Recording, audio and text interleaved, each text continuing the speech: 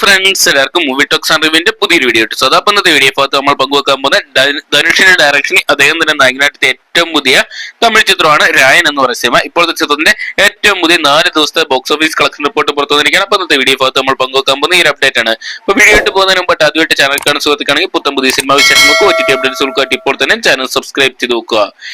ധനുഷ് കേന്ദ്ര കഥാപാത്രത്തെത്തിയ ചിത്രത്തിൽ അപർണ ബാലമുരളി, കാളിദാസ് ജയറാം, അതോടൊപ്പം സുഷീൻ തുടങ്ങിയവരൊക്കെ കേന്ദ്ര കഥാപാത്രമായിട്ട് വന്നിട്ടുണ്ടായിരുന്നു. ഇപ്പോഴത്തെ ചിത്രത്തിന് മികച്ച ഒരു കളക്ഷൻ തന്നെ ആദ്യ 4 ദിവസം പിന്നിടുമ്പോൾ ചിത്രത്തിന് സ്വന്തമാക്കാൻ സാധിച്ചിരിക്കുന്നതായിട്ടാണ് സ്കാനിംഗ് പുറത്തുവിടുന്ന റിപ്പോർട്ടുകളുടെ അടിസ്ഥാനത്തിൽ നമുക്ക് നോക്കുമ്പോൾ കാണാൻ സാധിച്ചിരിക്കുന്നത്.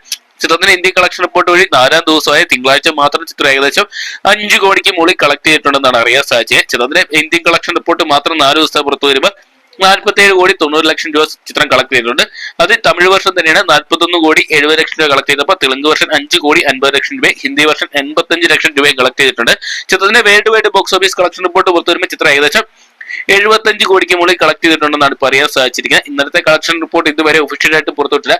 ഇന്നത്തെ കളക്ഷൻ റിപ്പോർട്ടോടെ വരുമ്പോൾ ഏകദേശം ഒരുപക്ഷെ 80-90 കോടി വരെ നേടിയെടുക്കാനുള്ള സാധ്യതയുണ്ട്. കാരണം എന്ത് നോക്കുകയാണെങ്കിൽ പക്ഷെ ഇങ്ങനെ കാര്യമായിട്ടുള്ള ഒരു ചലനം സൃഷ്ടിക്കാൻ രായൻ എന്ന് പറയുന്ന സിനിമയ്ക്ക് സാധിച്ചില്ല. ഒരുപക്ഷെ കനത്ത മഴ അല്ലെങ്കിൽ വർക്കിന്റെ ആയതുതന്നെയായിരിക്കും ചിത്രത്തിന് തിരിച്ചടിയായിരിക്കുന്നത്. എന്തൊക്കെയാണ് ചിത്രത്തിന് വരും ദിവസങ്ങളിൽ മികച്ച ഒരു കളക്ഷൻ തന്നെ സ്വന്തമാക്കാൻ സാധിക്കും നമുക്ക് പ്രതീക്ഷിക്കാം.